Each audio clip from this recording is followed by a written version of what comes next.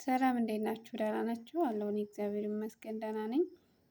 አንድ ነገር ልንገራችሁ ማለት ነው እና የምነግራችሁ ነገር ምን መሰላችሁ?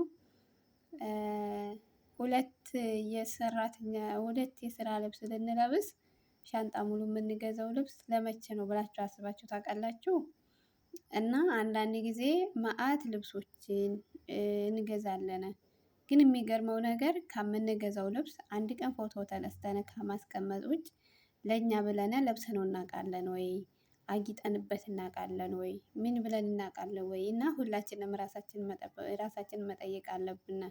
የሀበሻ ቀሚስ ብንገዛ ሌሎችንም ነገሮች ብንገዛ ወላ ሼን ወላ ሀበሻ ብንገዛ እነዛን ልብሶች ካገዛን በኋላ እንዴት ነው የምናስቀምጠው? ካስቀመጥን በኋላ መቼ ነው የምንለብሰው ብላችሁ ታውቃላችሁ?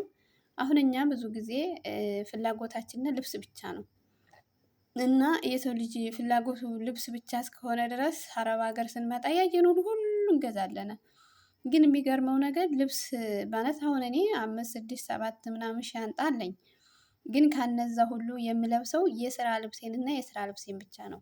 እገዛለሁ፣ ፎቶ እነሳለሁ፣ አስቀምጣለሁ። እገዛለሁ፣ ፎቶ እነሳለሁ፣ አስቀምጣለሁ። የሚገርመው ነገር ያን ልብስ ግን ከጊዜ ጊዜ ደግሞ ፋሽኑ ሲመጣ ሌላ ነው እንጂ የምንገዛው ያንን ለብሰና አላጌጥንበትም።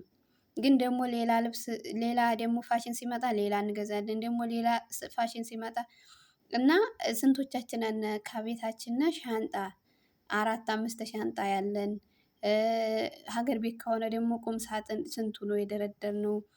ቁም ሳጥን የሌለን ደግሞ በሻንጣ ያስቀመጥነው ስንት ነን እና አንዳንድ ጊዜ ስታስቡ ግን ለምን ብላችሁ ታስባላችሁ? እና እኔ ምን መሰላችሁ መቼ ልንለብሰው ነው? እና የሆነ ሰው በቃ እኔ እንጃ አላውቅም ብቻ በአረብ ሀገር የሆነ ወይም ሀገሩ በሰላም የገባ አስቀምጦ ይመጣን ደግሞ ይዞ ሄዴ እንደ ቁርራጭ እኮ ነው አይለበስም ይላል። ደግሞ እንደገና የሞተ ሰው ልብሱን ነው የሚጎተትለት እና ብዙ ጊዜ ለምን ይሄን ያክል ልብስ ለምንድነው የምገዛው ላለብሰው ብላችሁ ታስባችሁ ታውቃላችሁ?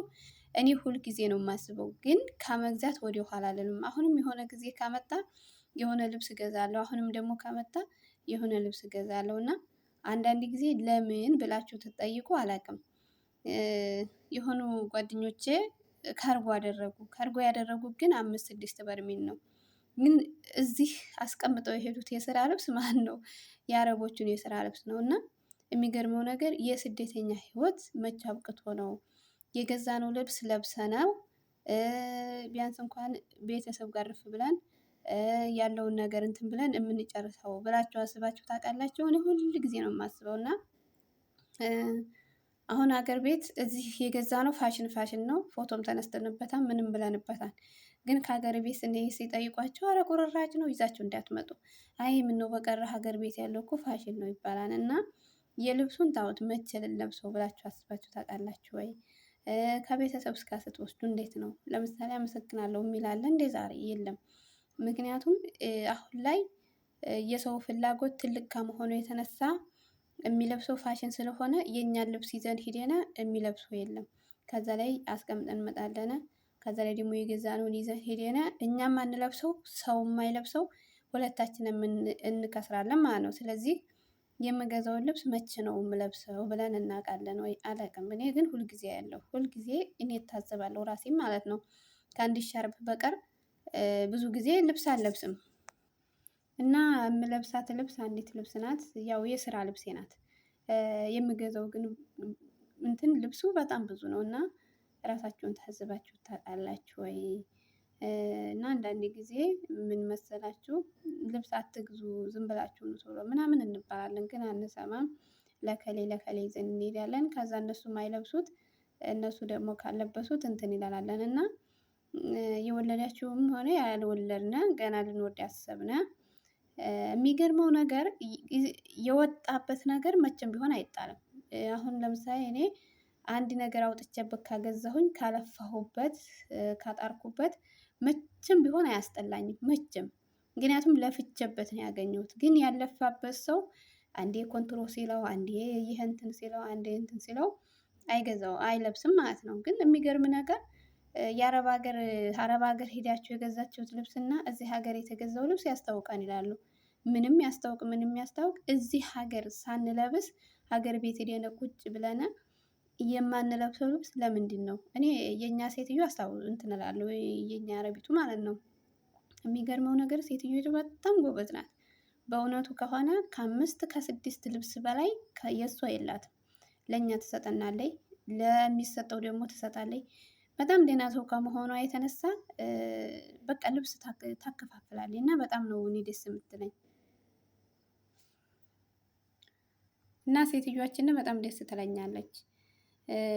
ሮመዳን ሲመጣም ይሁን ምንም ይሁን ብቻ ብዙ ልብስ እንዲኖራት አይፈልግም። ከበቷ ብታዩ ትሄዱ ምንም ልብስ የላት እና አንዳንድ ጊዜ እኔ አሁን እዚህ ሁኜ ብዙ ልብስ ሳይ ማለት ነው በእውነት ለቤተሰብም ይሁን ለባሌም ይሁን በቃ እንደዚህ ይላል።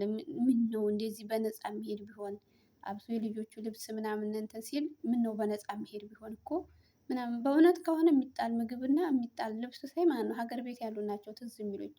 ምክንያቱም እኔ አይቼዋለሁኝ ከሀገር ቤት ሆኜ በእውነቱ ከሆነ ልብስ የምገዛባት እያጣሁኝ በቃ የሰውን ልብስ እየተመኘሁ ስኖር የነበረ ማለት ነው። ስለዚህ አንዳንድ ጊዜ በጣም እንትን እላለሁ፣ እጓጓለሁ፣ ሳሳለሁ እና የምጥለው ልብስ እና ሁላችንም በነገራችን ላይ በአረብ ሀገር ካኖርነ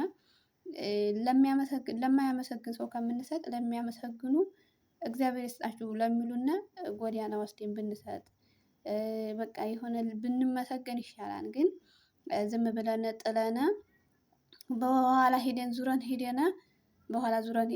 ከዛ ጥለውት እንደገና ማሰሻ አድርገውት ከምናገኝ ለሚያመሰግን ሰው ብንሰጥ ከዛ ላይ ደግሞ ሀገራችን ከሄድን በስነ ስርዓት ብንለብስ ሰው ጋር ባንወዳደር መልካም ነው ብዬ አስባለሁ። ምክንያቱም ገንዘብ ያወጣንበት እስከሆነ ድረስ ማንም ቢሆን ማንም ሊረዳን አልቻለም። ራሳችንን ግን ተረድተን በራሳችን ብር ስለሆነ የገዛነው ብንኖር መልካም ነው ብዬ አስባለሁኝ። አንዳንድ ጊዜ ግን ሁል ጊዜ የሰው ቤት ሰራተኛ ሆኖ መኖር አይምሯችንን አልጠፋም። የሚገርመው ነገር ግን ሁሉንም ሰው ጠይቁትማ የወለደ ሰው ኧረ እኔ ወልጄ መጥቻለሁኝ እዚሁ ብኖርም ችግር የለው ይላል። ያልወለደ ሰው ደግሞ ሂጄ ወልጄም ብመጣ ይሻላል እላለሁ። ምን ይላል? የሚገርመው ነገር አንድ ሰው እኔ ፈጣሪ አምላክ በቃ ይበለኝ ሀገሬ ገብቼ በቃ እንደሆንኩኝ እሆናለሁ የሚል አንድ ሰው ከስንት አንድ ነው የሚኖረው። የወለደም ቢሆን ያልወለደም ቢሆን ምንም ቢሆን ብቻ ሁሉም ስደት ያስባል። የሚገርመው ነገር ግን ሁላችንም ማለት ያለብን ልዑል እግዚአብሔር በቃ ይበለን። የሀገራችንን ስቃይ በሀገራችን እንኑር። ቢያንስ እንኳን በጊዜ ተነስተን በጊዜ ተኝተን በፍላጎታችን ሰርተን በፍላጎታችን እንዲህ ብለን ማሰብ ነው እንጂ ያለብን ሁል ጊዜ ስደትን ማሰብ ያለብን ነው። ኧረ ሄደሽ ውለጂ ቢቸግርሽም እኮ ትሰደጃለሽ። ኧረ ሄደን እንውለድ ቢቸግረንም እኮ እንሰደዳለን ብለን ሁልጊዜ ከአእምሯችን ባናስገባ መልካም ነው ብዬ አስባለሁ። እየገዛነውን ነገር ደግሞ ለሰው ከመስጠት ለሰው ሰጠን እንትን ከምንል ቢያንስ ለምስኪኖች ሰጥተን ብንመሰገንና ብንመረቅ መልካም ነው ብዬ አስባለሁ። እና እንደኔ ግን መቼ ልለብሰው ልብሴን ብላችሁ አስባችሁ ካወቃችሁ እስኪ የእናንተንም አስተያየት እንድትሰጡኝ እፈልጋለሁ። መቼ እንዴት የሚለውን ነገር ማለት ነው። እና ይሄን ይመስላል ብቻ እንግዲህ እስኪ ያለውን ነገር እናያለን። አመሰግናለሁ። ቤት በመስታወት እየቀረፍኩ እኮ ነው።